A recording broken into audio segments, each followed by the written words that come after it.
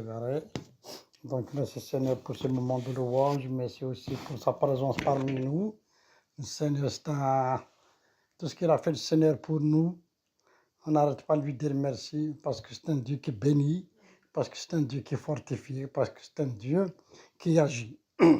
Donc, c'est des moments de louange, des chants, c'est vraiment, ça vient, c'est inspiré par le Saint-Esprit, c'est nos frères et sœurs qui chantent, c'est merveilleux. Donc, comme on savait tous, la lumière m'éblouit, mais je ne vous vois pas bien. Mais bon, c'est pas grave, l'essentiel, vous me voyez, c'est le plus important. Alors, comme vous savez tous, d'ici quelques jours, c'est la célébration de Noël, c'est le Seigneur qui est né, enfin, c'est ce qu'ils ont dit. On verra après ce qu'il dit l'Écriture. Donc, un sauveur nous est donné, c'est-à-dire Dieu, dans son amour, nous a donné un sauveur. Mais pourquoi ce sauveur?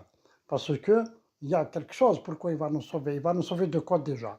C'est ça la question. Mais les Saintes Écritures disent, c'est un sauveur, le sauveur du monde qui s'appelait. On va voir quelques instants, quelques versets que j'ai choisis, que le Seigneur m'a mis à cœur de partager avec vous cette prédication. Parce qu'avant, tout au début, à la création, comme vous savez, vous et moi, donc nos premiers parents, Adam et Ève, ils ont désobéi à Dieu, ils ont écouté la voix de l'ennemi. Donc après, il y a les conséquences, etc., etc. Vous connaissez le dialogue et tout. Mais Dieu, déjà, a prévu. Il avait dit à l'ennemi de nos âmes que de cette femme sortira celui qui va t'écraser la tête. J'aimerais bien, déjà, on va commencer, on va jeter un coup d'œil dans Genèse, chapitre 3, verset 15. Si tu peux lire, ma chérie, je veux bien. Donc, en même temps de le chercher, donc, après ça, à partir de là, déjà Dieu, il a planifié, il a prévu, comme quoi Dieu il est toujours fort, il trouve la solution, c'est-à-dire l'ennemi, il fait le piège, il nous crée les problèmes, etc., etc. Mais Dieu toujours a le dernier mot, la solution. Mais lis-le, s'il te plaît. Alors, je mettrai l'iniquité entre toi et la femme, entre ta postérité et sa postérité. Celle-ci t'écrasera la tête et tu lui blesseras le talon. Ah, t'as vu, elle a dit, celle-ci t'écrasera la tête. C'est-à-dire, elle va prendre du dessus. C'est-à-dire, déjà là, dans cette prophétie, tout au début, c'est dans Genèse, Dieu avait dit, voilà, Dieu a prévu la solution, c'est lui qui va sauver l'humanité. Nos premiers parents ne sont pas encore nés. Il n'y a que Adam et Ève. Dieu déjà, malgré l'ennemi, il a fait un problème, il a créé, il a influencé nos premiers parents, mais Dieu, il a un autre plan, le plan meilleur, c'est son fils bien-aimé. On va voir, on va continuer. Mais après, donc, il a envoyé des anges, tout l'Ancien Testament, Dieu a continué à envoyer des anges, etc., plutôt des prophètes, pour, soi-disant, que les gens s'éloignent des péchés, de ce qui fait mal aux yeux de Dieu. Entre-temps, Dieu prépare le chemin, la venue de Jésus, doucement, doucement, parce que Dieu respecte ce qu'il fait. Il leur dit, comme vous allez me dire, ah ouais, parce que lorsqu'Adam et Ève, ils ont péché, pourquoi Dieu n'a pas envoyé son fils tout de suite? Mais Dieu, non, c'est Dieu. Il fait, et lui, il respecte ce qu'il fait. C'est pas comme nous, les humains, tout de suite on change d'avis, etc., etc. Lui, non, c'est comme ça. Un jour, peut-être, on va s'expliquer en détail pourquoi ça a pris toute une période de siècles, pour que Jésus rentre sur scène.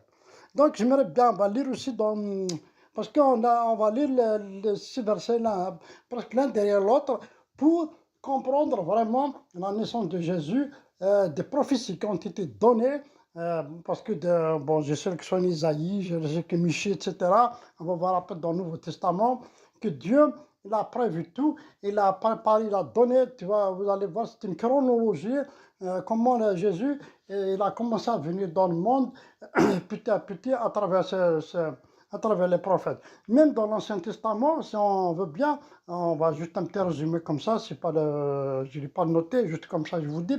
Chaque livre dans l'Ancien Testament, on va voir le personnage de Jésus. Tu vois par exemple Moïse, lorsqu'il a sorti le peuple de Dieu de l'esclavagisme pour les faire entrer dans la terre promise, c'est la libération. Il les a élevés de la domination pour les faire entrer dans la terre promise, ils ont passé par le désert, etc. etc.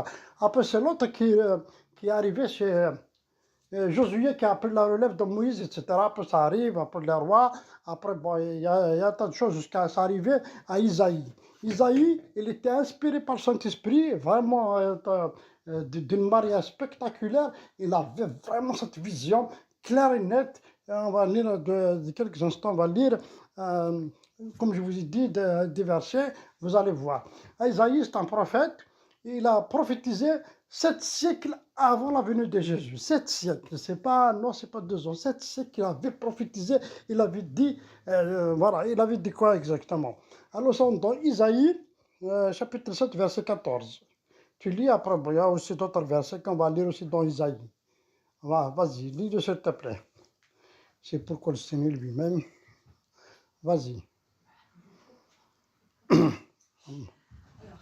C'est pourquoi le Seigneur lui-même vous donne un signe. Voici, la jeune fille deviendra enceinte, elle enfantera un fils et elle lui donnera le nom d'Emmanuel. Alléluia. On lui donnera, tu vois, regarde, rien que ce verset-là. Voilà, c'est pourquoi le Seigneur lui-même vous donnera un signe.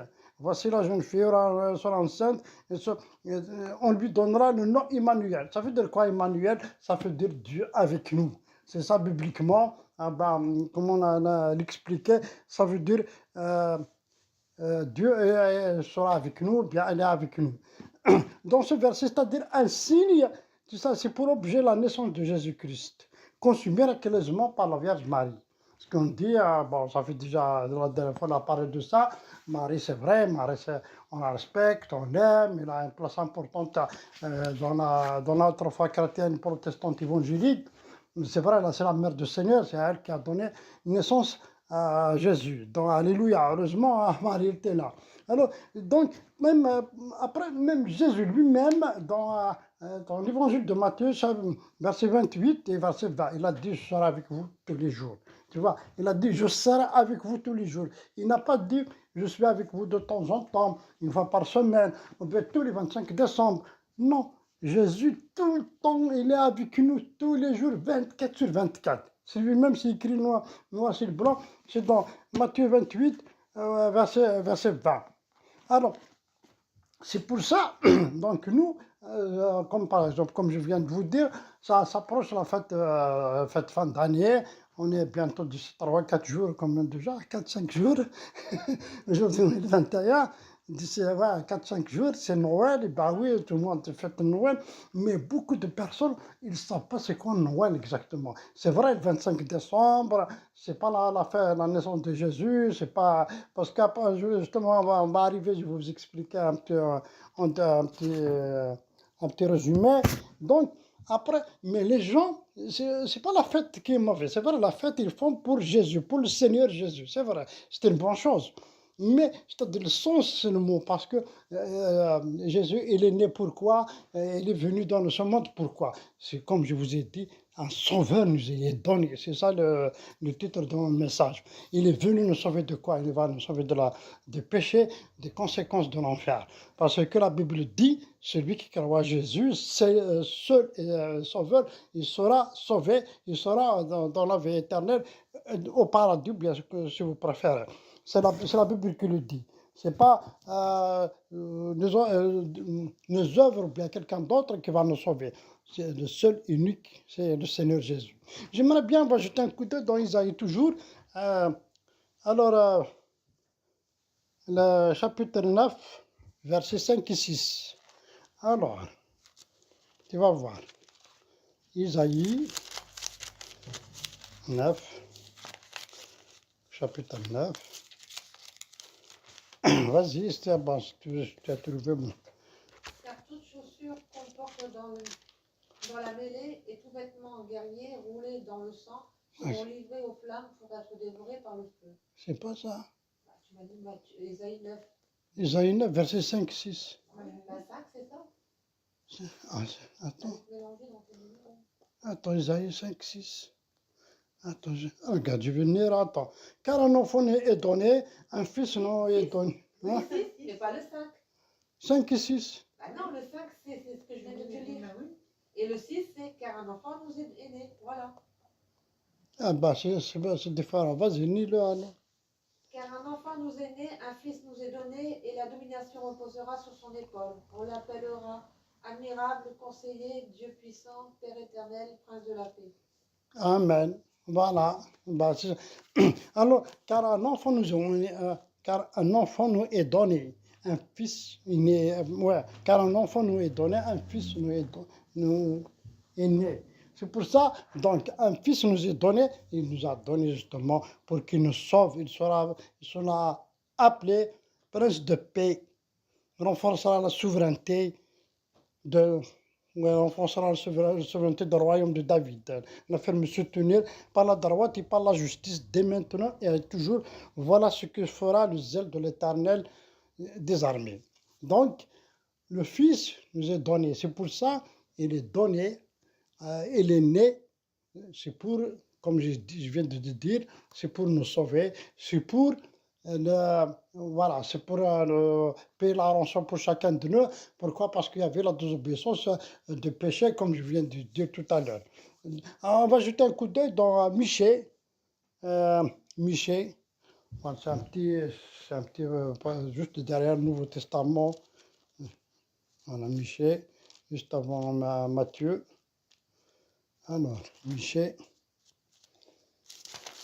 Alors, Michée. C'est dans le Nouveau, dans l'Ancien? C'est dans l'Ancien Testament. Ouais, parce qu'à la fin de, voilà, parce qu'à la fin de l'Ancien Testament. Voilà. Tu as trouvé? Ouais, Ah ben oui. Après, ouais, parce que c'est dans l'Ancien. Alors, Michée 5, verset 1. Et toi, Bethléem, Ephraïm, voilà. Bon, maintenant, filles de troupes rassemblées, les troupes, on nous assiège avec la verge, on frappe sur la joue le juge d'Israël. C'est pas non. Michée, verset 1, Michée, chapitre 5, verset 1. Ouais, c'est une nouvelle Bible que j'ai téléchargée. Donc, Et toi, Bethléem, Ephraïm, toi qui es petite oui, parmi les milliers, Judas, de toi sortira pour moi celui qui dominera sur Israël.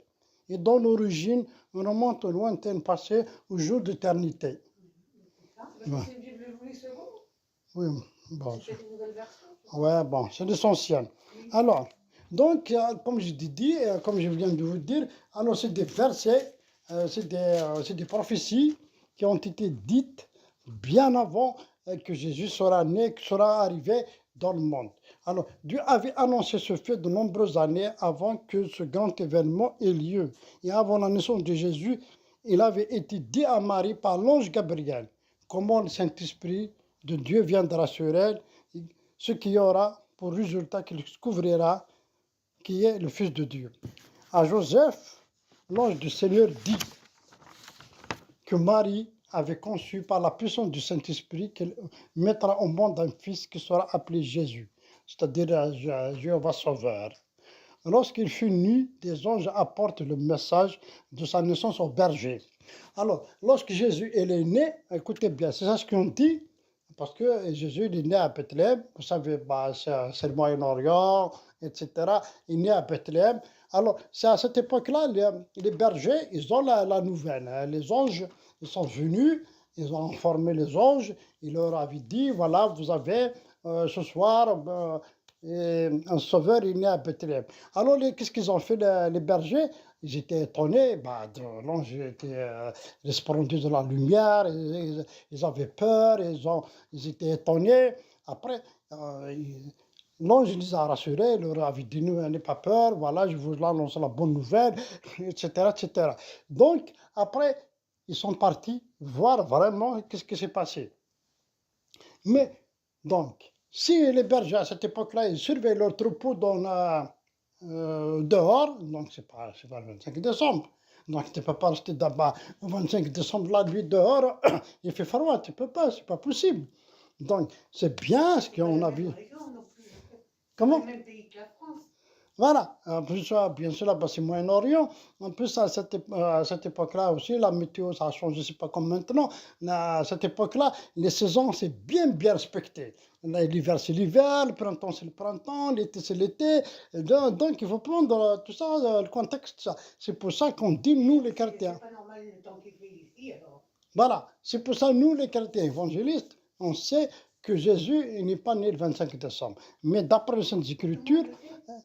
elle est née probablement avril-mai, parce que les bergers de Moyen-Orient, Jérusalem et tout ça, ils servaient leur troupeau dehors. C'est ça ce que je viens de dire. Regarde, regarde lorsqu'il fait nuit, les anges apportent le message de sa naissance aux bergers, dans la nuit. Tu vois, plus tard, regarde, des hommes sages viennent de l'Est à la cour d'Hérode, parce qu'ils savaient qu'il était né celui qui était le roi d'Israël en Judée.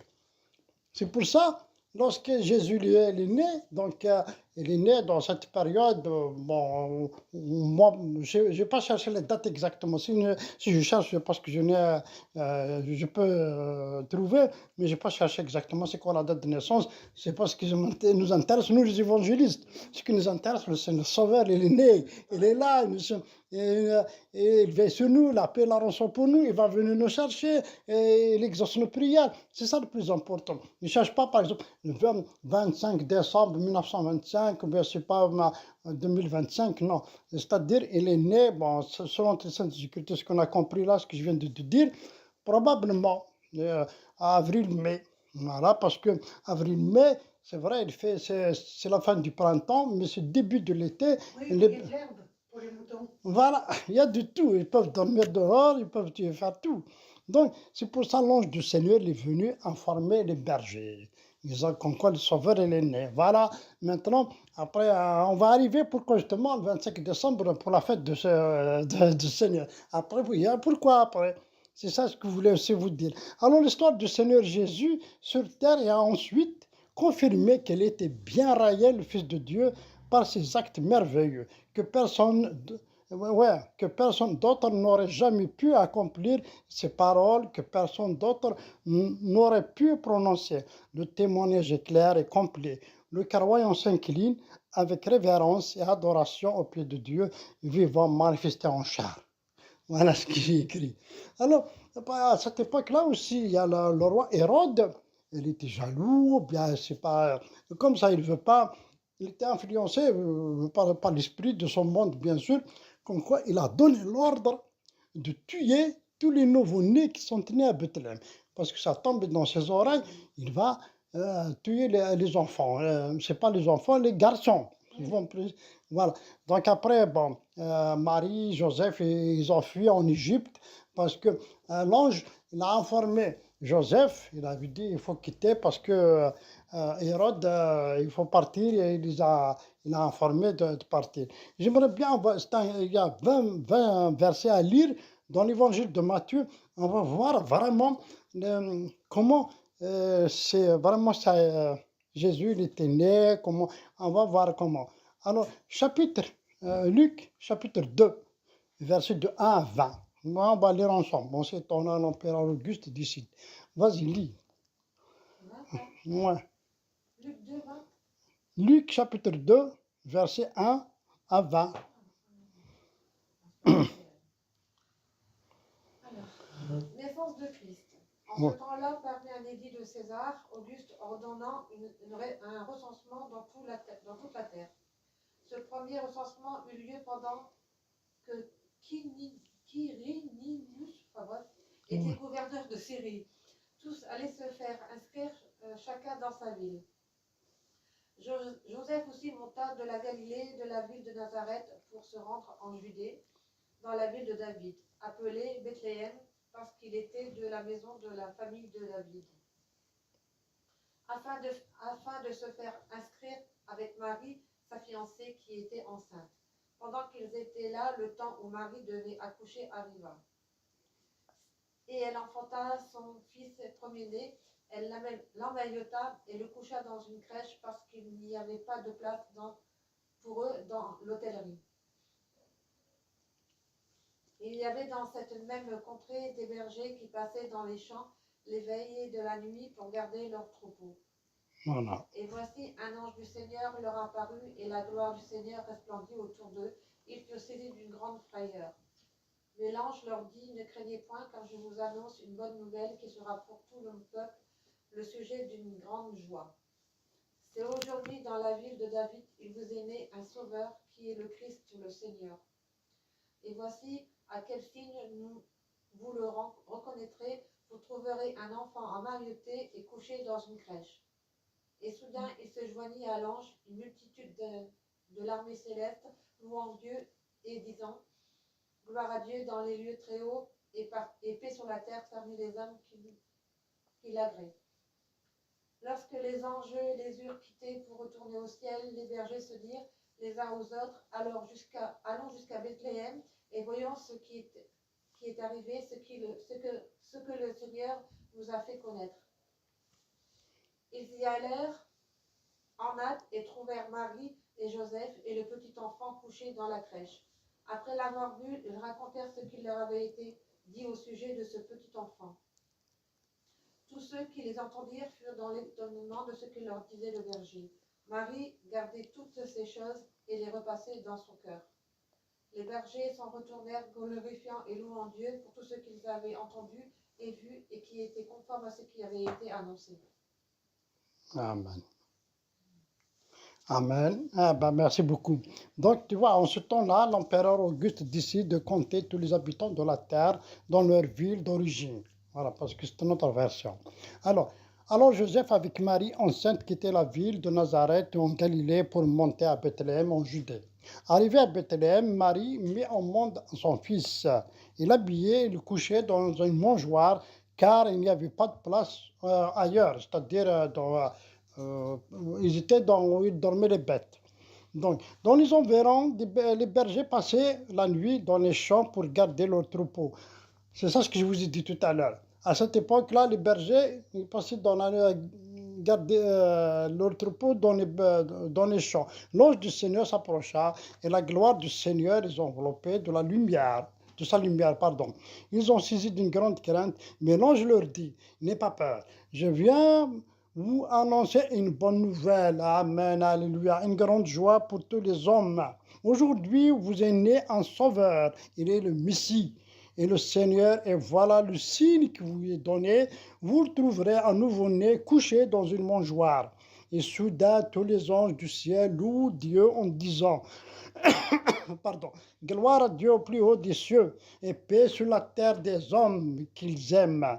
Alors les bergers disaient, c'est-à-dire ils parlent entre eux, allons vite à Bethléem pour voir ce qui est arrivé, pour voir ce que le Seigneur nous a fait connaître.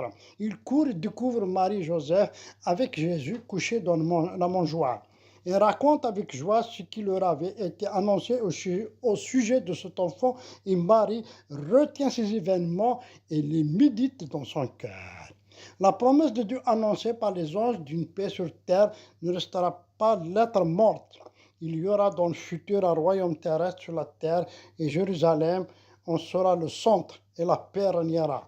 Michée 5, verset 4. On va prendre Michée 5, verset 4. Eh ben oui, parce que c'est Noël, là, il faut lire, on va voir. Parce que c'est important de lire les contextes, la naissance de Jésus pour voir. Parce que des fois on dit, ouais, pourquoi le 5 décembre, c'est vrai, c'est pas vrai. Mais les Saintes Écritures, tout est écrit. Moi, j'ai du mal à trouver les petits livres comme Michée. Tout à l'heure, je n'ai pas trouvé. Ouais, Michée 5, verset 4. Mais on n'a pas la même traduction, ça m'embête, parce que ce que j'ai écrit ici, lis, bon, c'est pas grave, lis-le. Je le lis, toi tu le lis. Oui. Il se présenta et il gouvernera avec la force de l'Éternel, avec la majesté du nom de l'Éternel, son Dieu, et ils auront une demeure assurée, car il sera glorifié jusqu'aux extrémités de la terre. Ben oui, attends, je vais lire 5. Ouais, j'ai trouvé le Michée. Alors, 5, je vais lire aussi 5, 4. Ouais, parce que je travaille sur la maison.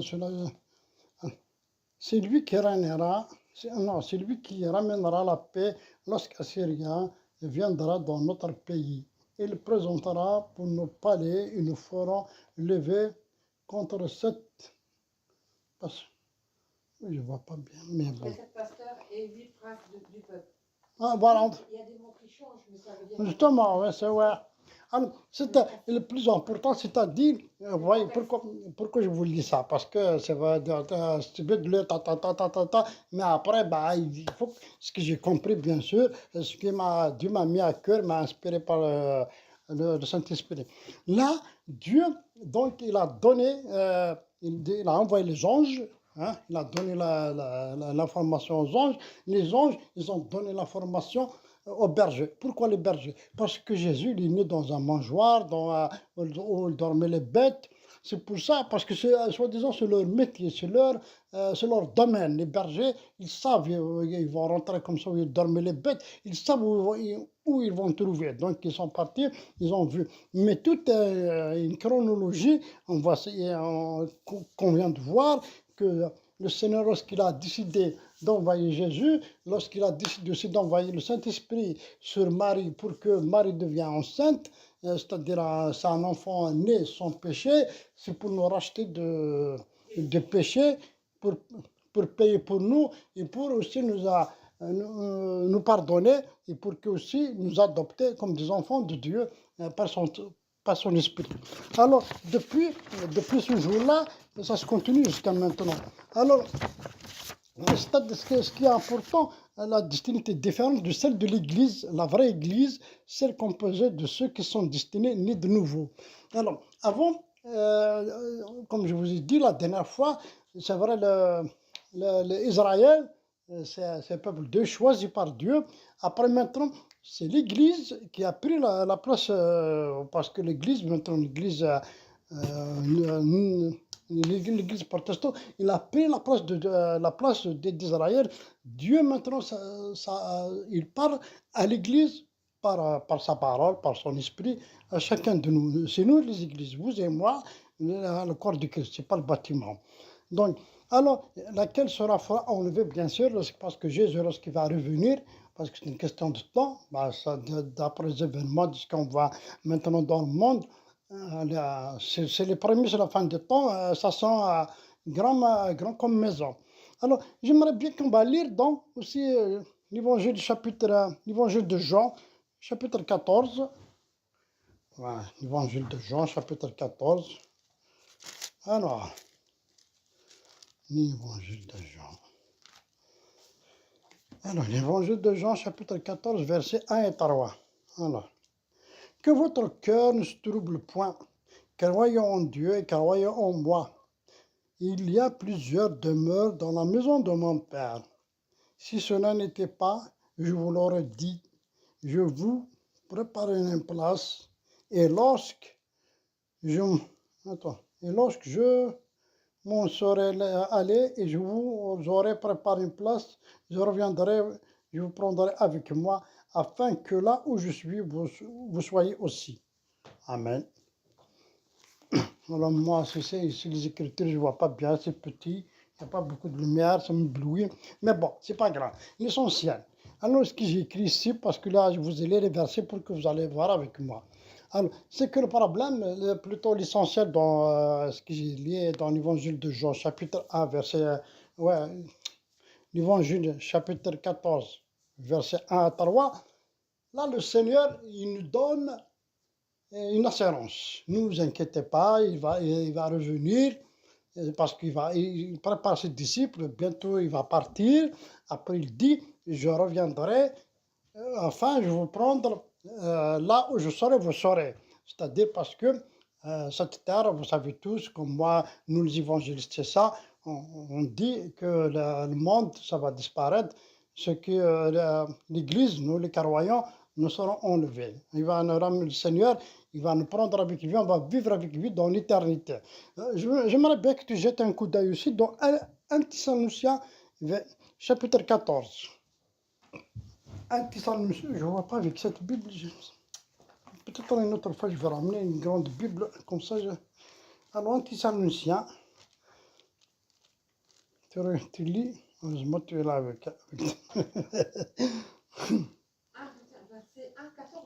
1 Thessaloniciens 4, 14. Ah oui, 4, je vais dire, il n'existe pas. Ouais. Alors, 4, 14 jusqu'à 18.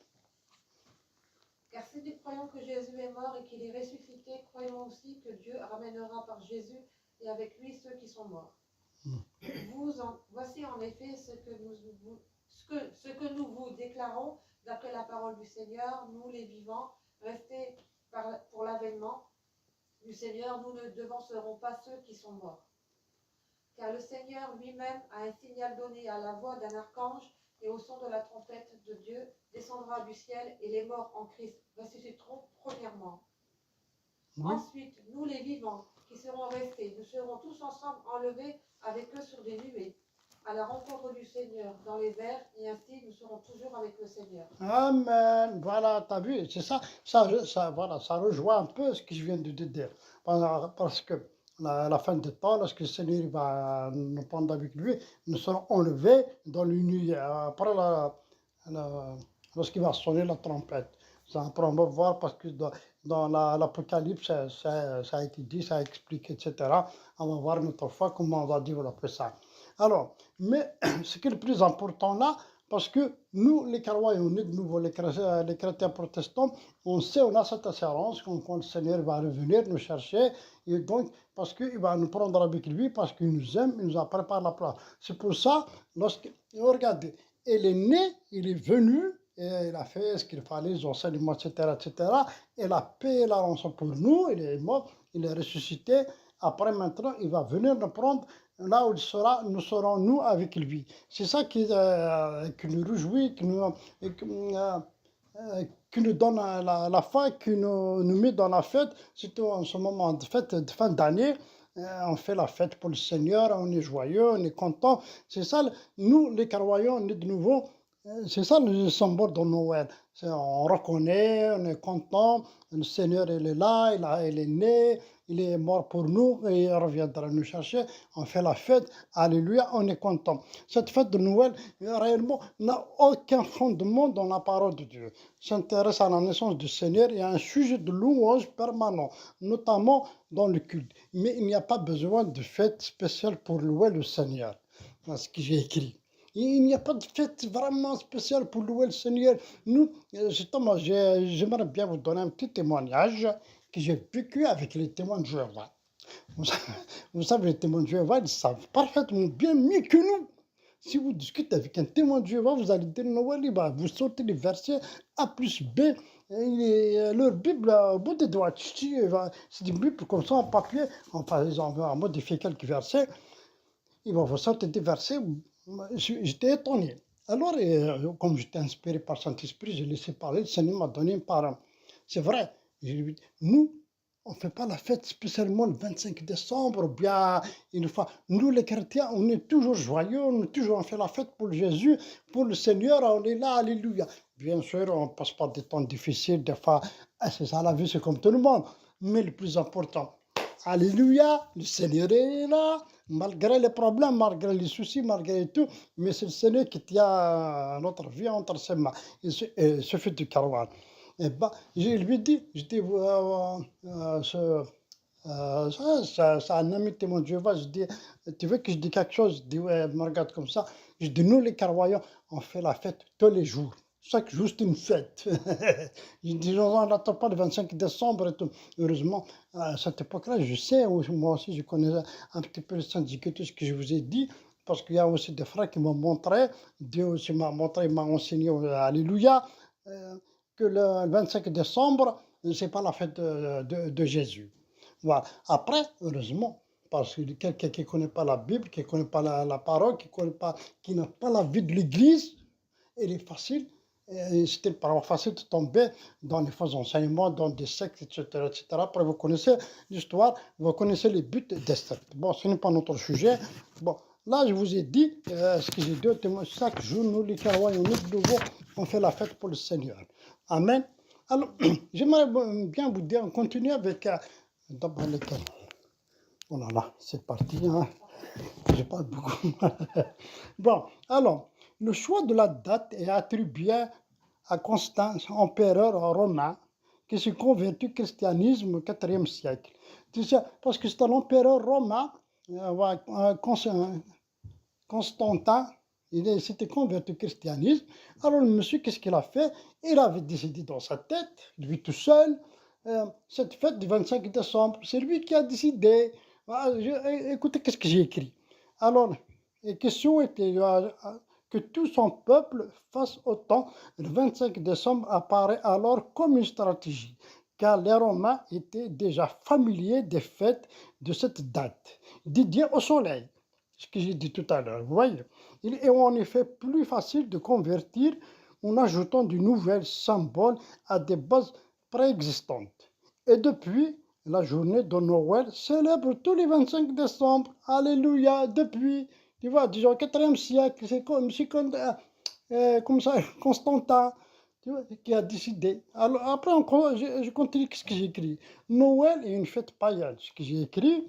Alors, c'est parce que ses premières origines remontent avant la période chrétienne de l'Europe. En effet, la période du 25 décembre a d'abord été associée au culte du Mitra, plus généralement au retour de la lumière et la lutte contre l'hiver. C'est-à-dire, le 25 décembre, c'est une fête du Mitra, c'est une idole, bien c'est une divinité, bien comment ça s'appelle. Monsieur Constantin, il a décidé, après, lorsqu'il a rencontré le Seigneur, il a accepté Jésus comme son Seigneur et Sauveur. Donc, cette fête, déjà, c'est une fête païenne, déjà dans le monde, il n'y a pas de fête chrétienne. C'est lui qui a décidé. Parce que c'est une journée entre le 25 décembre, c'est-à-dire le soleil, il a vaincu la journée, c'est-à-dire la journée, la nuit, plutôt, je dis, oui, la nuit, il a vaincu la journée. Donc, c'est la journée la plus, ça commence les jours à devenir longs. C'est pour ça, après, ils ont fait cette fête, ils ont adopté. Après, ça a resté, puis voilà. Après, depuis ce jour-là, ça a resté, c'est une fête pour le Seigneur, la fête de, il a décidé comme ça pour la fête du Seigneur. Après, petit à petit, ça a resté de plus en plus, ça a marché dans ça. Voici l'histoire. Bon, je ne sais pas comme ça, mais c'est encore beaucoup plus profond ça pour des gens qui veulent chercher. On va voir peut-être si vous avez des questions, après un peu développer ça mieux. Mais là, je l'ai résumé. En effet, le solstice d'hiver qui a eu lieu durant cette période, marquant le retour des jours, ce que je viens de dire, qui arrange par rapport à la durée de la nuit. Voilà ce que j'ai dit tout à l'heure. Un phénomène naturel que les civilisations pré-chrétiennes, au rythme d'une vie très proche de la nature, n'avaient pas manqué de remarquer durant les fêtes païennes de Noël qui s'appelaient alors que ainsi, mais nul le terme issu d'un langage viking. Il s'agit de hâte de la naissance de la nature, du guet, le premier signe que, que les prochaines récoltes seraient abondantes, se montrent pour les autres envers les dieux. Donc, c'est ça ce qui est, en fait, les termes-là que je citais, viking, mule, c'est des divinités. C'est des divinités à cette période-là. Chacun, c'est des peuples, chacun fait la fête pour son Dieu. Depuis son apparition par le culte chrétien, voilà, Noël est bien devenu une fête religieuse. Depuis ce jour-là, donc, c'est devenu une fête, mais c'est déjà le cas plus tôt, puisqu'à l'époque, les Romains, on célèbre déjà le 25 décembre, déjà parce qu'à cette époque-là, déjà, les Romains, ils célèbrent le 25 décembre pour la divinité Mitra. Vous savez, donc, Mitra, c'est une divinité, bon, carrément comme ça, c'est leur culte, c'est parce que, vous savez, dans le monde de la foi, il y a aussi beaucoup, beaucoup de croyances, beaucoup de religions, il y a un tas de choses. Chacun, il y a des gens qui adorent le soleil, les gens qui la pluie, les autres c'est le vent, il y en a des tas de choses. Donc après, chez les Celtes aussi également, cette date était liée à la religion païenne qui cherche à favoriser le retour du soleil après le jour le plus court de l'année. Aujourd'hui, avec le recul de la religion chrétienne en Europe, notamment, Noël a quelque peu perdu ses enjeux religieux pour être avant tout une famille familiale. Déjà, après, lorsqu'il a fait cette fête-là, avant, bien sûr, Constantin, il a fait c'est pour le Seigneur, c'est pour le 25 décembre, c'est pour louer, soi-disant pour faire l'anniversaire de Jésus. On va l'interpréter comme ça, on va la résumer comme ça. Mais après, petit à petit, ça a devenu, avec le monde, quelques siècles après ça a devenu une fête familiale. Déjà, ça, Tout le monde fête Noël, hein, maintenant. ouais, après, après, ça est devenu, mais c'est vrai, Noël. Mais c'est la majorité, ils disent Noël, Noël, mais la majorité maintenant, on s'est éloigné de quoi c'est Jésus, c'est le Seigneur, c'est la foi, non, c'est la fête, Noël, C'est c'est une tout. fête de consommation. Il y a ça aussi, fête de consommation, ouais. Ouais, donc, après ça devient une fête familiale. Mais comme je dis, c'est pas, il n'y a pas que moi, mais nous, les Carolinais, de nouveau, en fait, cette fête, c'est pour le Seigneur, mais beaucoup plus, remercier le Seigneur, etc. Par chacun comme elle interprète. Donc, il faut suivre ce que dit l'Écriture, ce que dit, c'est de la, c'est comment ça s'appelle ça, ouais, c'est commercial, c'est un moment de se retrouver, comme soi-disant, tiens, Mais voilà. ça fait comme ça fait plus de mal à ceux qui sont seuls aussi. Ouais. Ça fait bien savoir à ceux qui sont seuls, qui sont bien seuls, quoi. Mais attends, on arrive. Justement, tu sais, nous, les Carois, de nouveau, normalement, on n'est jamais seul. Parce qu'il faut Carois aussi bien sûr. Si on regarde comme ça, physiquement, etc., bah, c'est vrai, on est seul. Mais on n'est jamais seul, chers frères et sœurs. Jamais, jamais. Il ne faut pas qu'on pense à ça. Dieu est avec nous, ce que je viens de dire tout à l'heure. Et il saura, ce que j'ai lu tout à l'heure, au début de la prédication, un fils vous sera donné, il s'appellera Emmanuel, c'est-à-dire Dieu avec vous. C'est ça qu'il faut croire vraiment. Tu vois, moi aussi, je suis comme vous, hein. Moi aussi, je dis, voilà, on est seul, etc. Tu vois, donc, mais Dieu il est là avec nous. Il est qui veille sur nous. C'est lui qui nous protège. C'est lui, soi-disant, notre soutien, notre guide. En plus, il va revenir nous chercher. Il va nous prendre avec lui. C'est ça le plus important.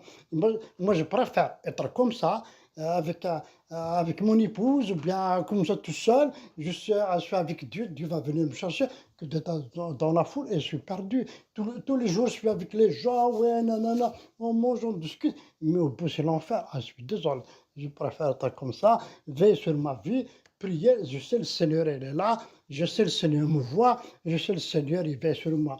C'est ça le plus important. C'est vrai, des fois, la vie, c'est oui, c'est vrai, d'un côté, je suis d'accord à 100%, on est célibataire, ou bien on est veuve, ou bien, je sais pas, il y a un tas de choses dans la vie, hein, on est seul. C'est vrai, on dit, ouais, machin et tout, des fois, c'est bien d'être seul.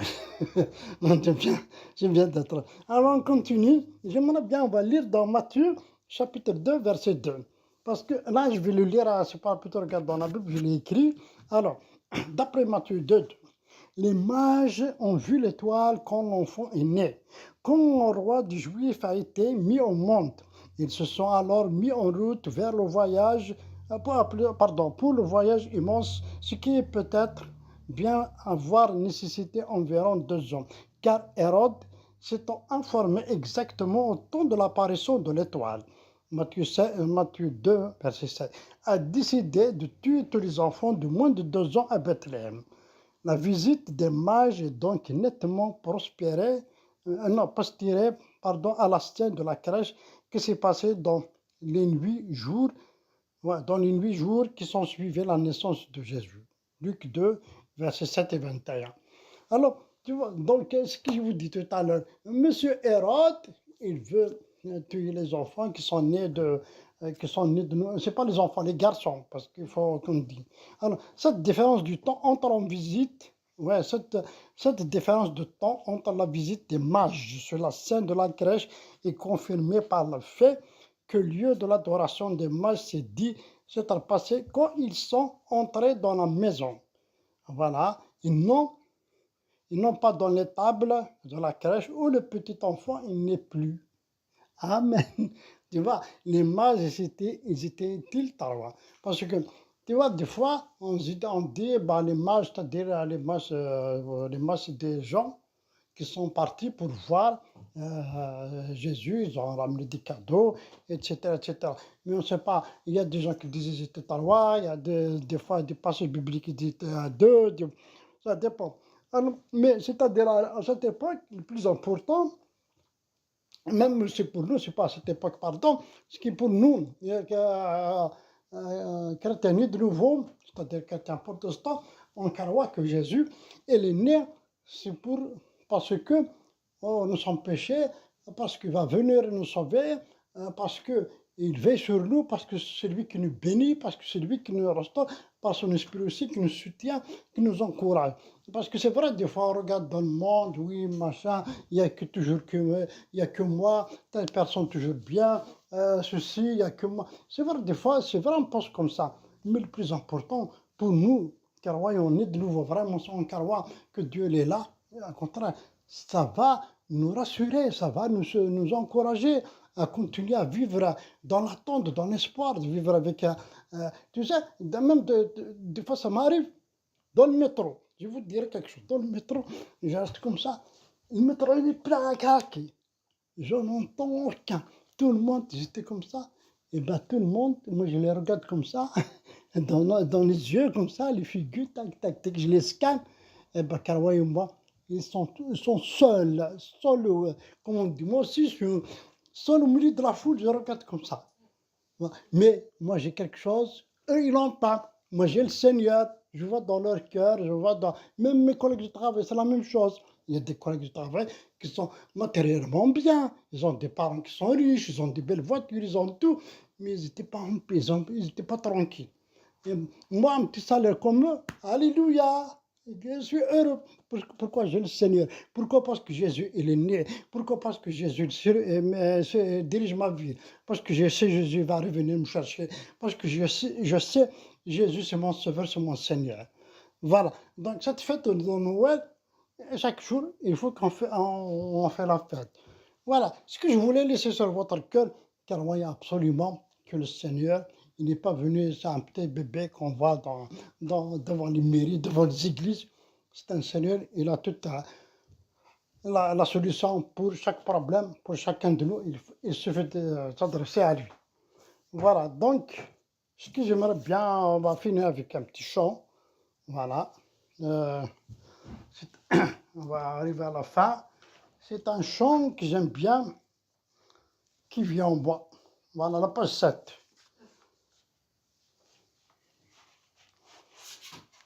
La page 7, après, bon. Que j'avais pensé. Ah, t'as vu?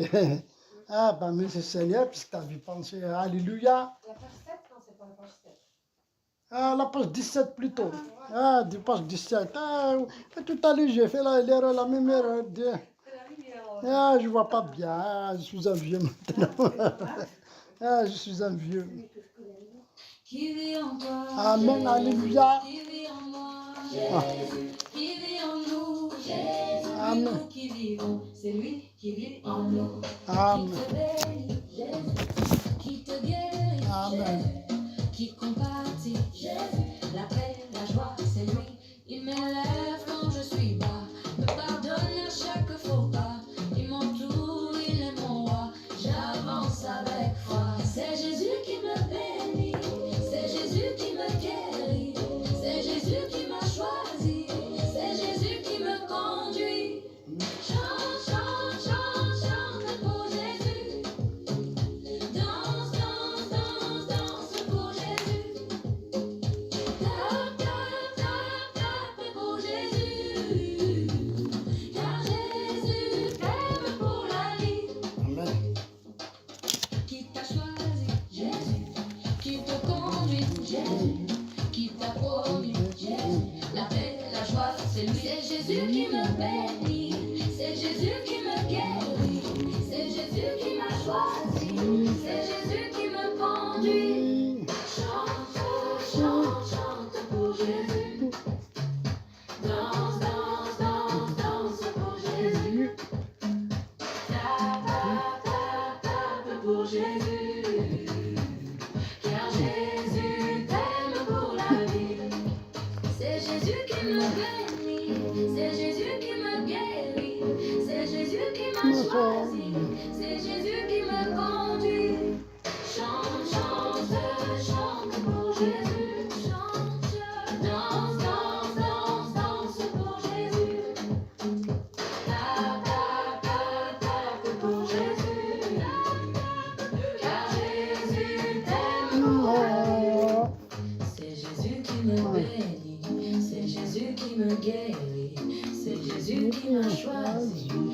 Jésus qui me conduit. Jésus, Jésus, Jésus, Jésus, chante, chante, chante, chante, chante pour Jésus. Amen. Danse, Danse, danse, danse, danse, danse pour Jésus. Amen, alléluia. Ta pour Jésus. Car Jésus t'aime pour la vie.